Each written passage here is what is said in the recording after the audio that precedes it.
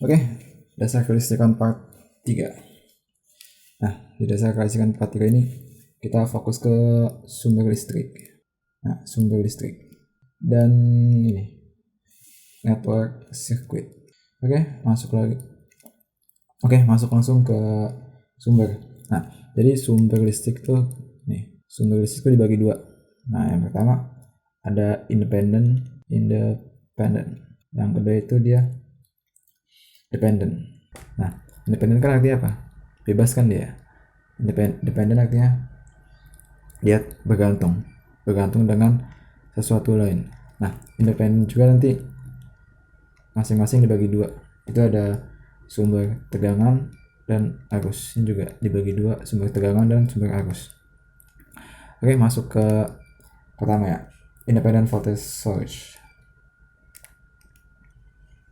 Oke, nah di independent voltage source berarti dia apa?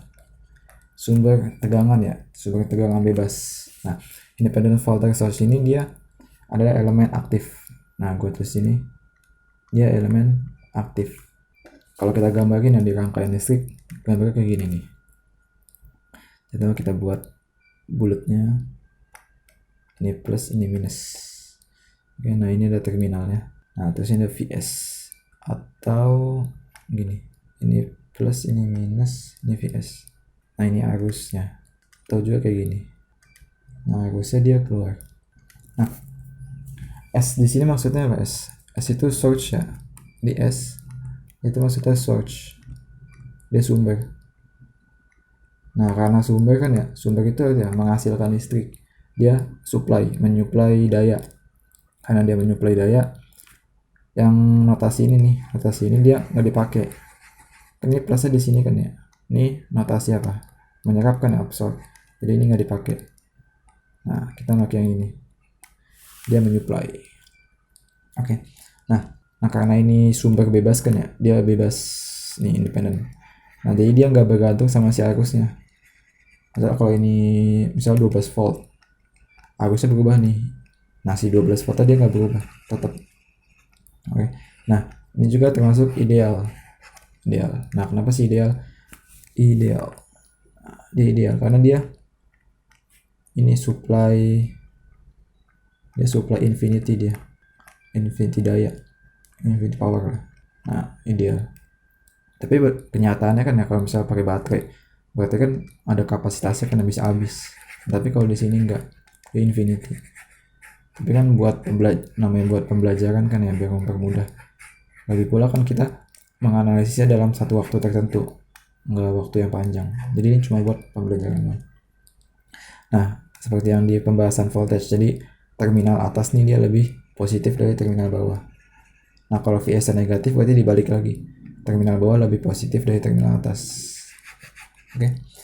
Nah, terus logo lainnya nih, kalau misalkan punya sumber tegangan tapi dia konstan, nah kita bisa gambarin kayak gini. Ini ya, kayak ini yang basicnya nih, commonnya nih, ini VS. Nah, V nya itu kita ganti, bukan V kecil lagi, V gede, VS. Nah, ini kalau konstan. Atau gini, nah ini kayak plat gitu, plat. Nah, ini V, ini plus, ini min. Nah, yang panjang itu, yang lebih panjang dia plus, positif. Yang pendek dia negatif. Nah, notasi ini kan, ini kedua notasi ini dia digunakan kalau sumber konstan. Jadi kalau tegangan konstan. Nah, tapi khusus yang ini, yang kedua ini, dia itu kalau misalnya physical structure atau struktur fisikanya itu berupa plat. Oke. Kalau physical structure ya kayak plat diduain gitu. Kalau misalnya, nah pakai notasi ini. Nah, terus ini kan tegangan konstan ya. Kalau tegangan berubah nih, bisa AC ya. Ini plus, ini minus. Nah, ini gini. Ini alternating. Nah, ini VS V kecil. Ini buat independent. Lanjut. Nah, kita itu independent current source. Nah, sekarang ke sumber arus ya, arus bebas. Sama sih sebenarnya. Nah ini bulat nih lama ini apa gambarnya. Nah ini panah ini menunjukkan arah arusnya, terminalnya. Nah ini arah arusnya, tulis IS. Nah IS sumber tadi ya, source. Nah jadi arus yang dihasilkan sama si sumber ini dia ini apa bebas dari, gak bergantung sama voltage yang dihasilin ini si rangkaian. Kan sebenarnya di sini ada rangkaian kan ya. Nah ini ada rangkaiannya. Nah misalkan rangkaiannya itu di sini ada 10 volt, terus berubah jadi 50 gitu. Nah si sumber si arus ini ya nggak berpengaruh, nggak terpengaruh sama si ini si voltage-nya. Oke, ini juga ideal. Nah terus jangan anggap si ini nih si siapa sumber ini dia nggak punya tegangan, punya tegangannya itu ya sesuai dengan rangkaiannya, dia punya tegangan, tapi kita nggak mikirin tegangannya berapa, hanya fokus ke arus yang dihasilkan oleh si sumber ini. Kemudian nih yang kebalikannya itu dependent. Nah dependent itu ada kita bagi 4 ya, 4 lambang, dinotasin kayak diamond. Nah ini buat yang arus dulu nih, ini terminalnya. Terus ada dua macam nih, dua macam. Nah ini arus juga. Pertama sini K I X, yang kedua di sini GVX. Nah ini diamond juga nih, ini buat yang voltage K VX. Kalau ini R X. Nah maksud apa nih, ini besarannya sebenarnya, ini besarannya. Nah IX itu dia ini apa arus rangkaian, jadi arus di luar si elemen ini diketahui di rangkaian. VX juga tegangan di rangkaiannya, jadi di luar si elemennya. Nah kemudian K itu apa sih Kak? Kan ini kan nih pertama kita bahas yang ini dulu nih, dua ini kan arus kan ya, jadi satuan arus ampere. Nah sini berarti ini satuan nih, ini satuan atau besaran ini, besaran harus ampere. I itu udah ampere ya, supaya tetap ampere apa, jadi K itu nggak punya dimensi, K dimensionless. Nah K itu dimensionless. Nah kemudian yang ini nih, nah V itu kan volt ya, supaya jadi ampere kan soalnya arus nih, masih arus A per V. Nah berarti G itu sama dengan A per V. Oke. Kemudian yang ini arus volt. Nah ini kan Vx ya, berarti K itu apa? K itu dimensionless tadi udah ya, nih K dimensionless. Kemudian ini R itu apa? Ini kan ampere, supaya jadi volt berarti volt per A kan ya, nanti A nya coret, jadi R itu sama dengan volt per ampere. Oke. Contoh. Oke, di sini ada rangkaiannya. Nah, di sini ada plus minus V2, ini V2 buat yang ini ya. Nah kemudian di sini ada ini berarti independent ya, 5 V2. Nah ini VL, kita diketahui nih V2 itu sama dengan 3 volt. Berapa VL? Nah kalau pakai hukum Kirchhoff kan di sini ya, berarti VL itu apa? VL itu sama dengan 5 kali V2 kan ya. Nah V2 berapa? V2 itu 3, berarti dia bergantung, berarti VL sama dengan 15 volt. Nah dan di sini, jadi si sumber ini dia bergantung dengan sumber lain, ini sumber yang ini. Nah jadi kalau ini berubah, sumber ini berubah, dia juga berubah nih. Oke, contoh lagi nih. Oke, nah dari rangkaian ini kita suruh mencari daya yang diserap oleh setiap elemen. Jadi misalkan ini kan menghasilkan ya, tapi kita harus nyari nih daya yang diserap. Nah ini dia sumber, ini semuanya sumber. Oke, ingat daya yang diserap. Gua misalnya di sini sumber 1, di sini elemen 1, di sini elemen 2, yang ini ya maksudnya. Nah ini elemen 3, yang ini elemen 4, ini elemen 5. Nah kita elemen 1 dulu nih, elemen 1. Langsung aja ya. Berarti kan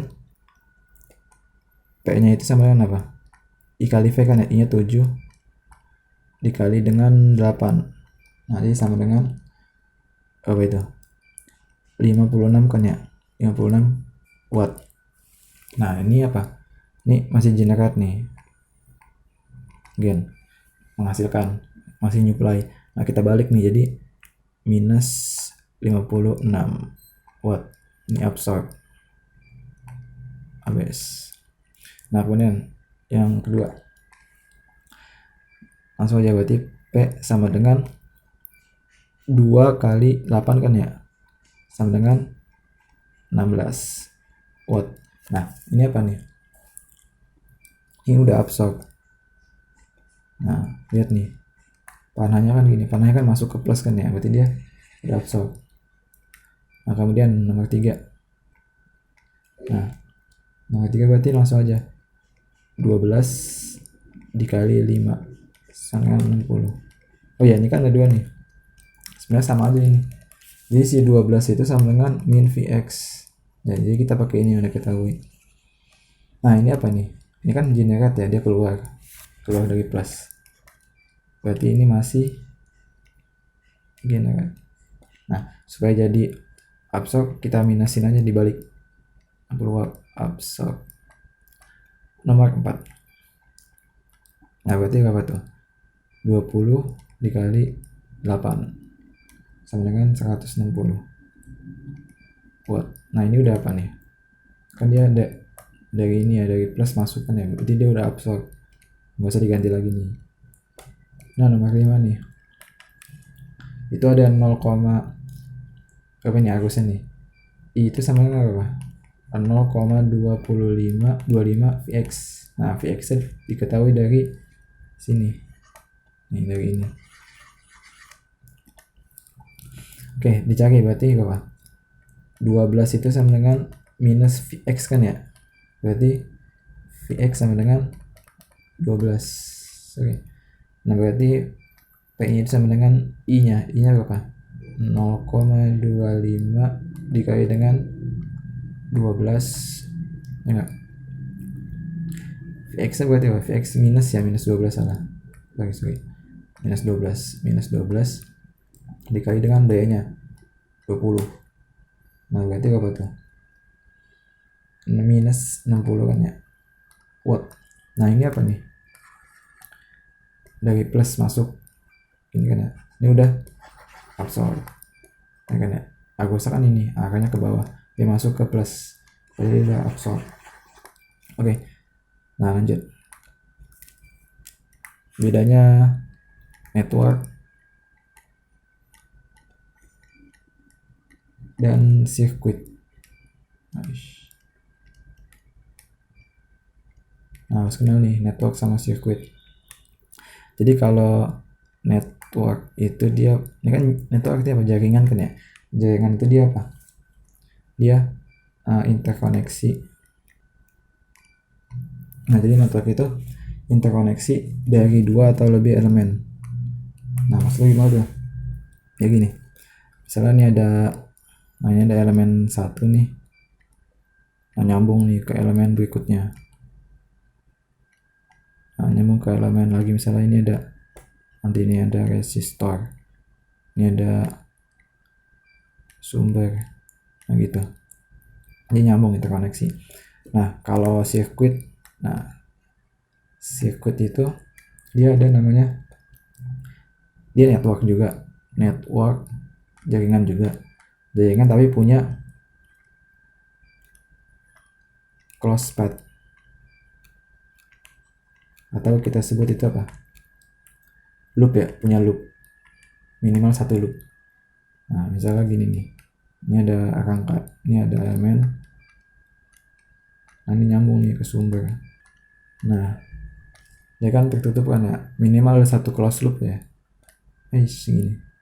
Oke. Nah jadi nih yang ini, yang gambar sebelah kiri nih, dia network itu jaringan, network tapi bukan sirkuit. Nah kalau ini dia yang sebelah kanan, dia network juga, dia jaringan juga tapi dia sirkuit soalnya ada loop tertutup. Nah oke ya, jadi ini tadi ini jaringan, network itu jaringan artinya jaringan listrik, sirkuit ya sirkuit, ini listrik oke. Sip.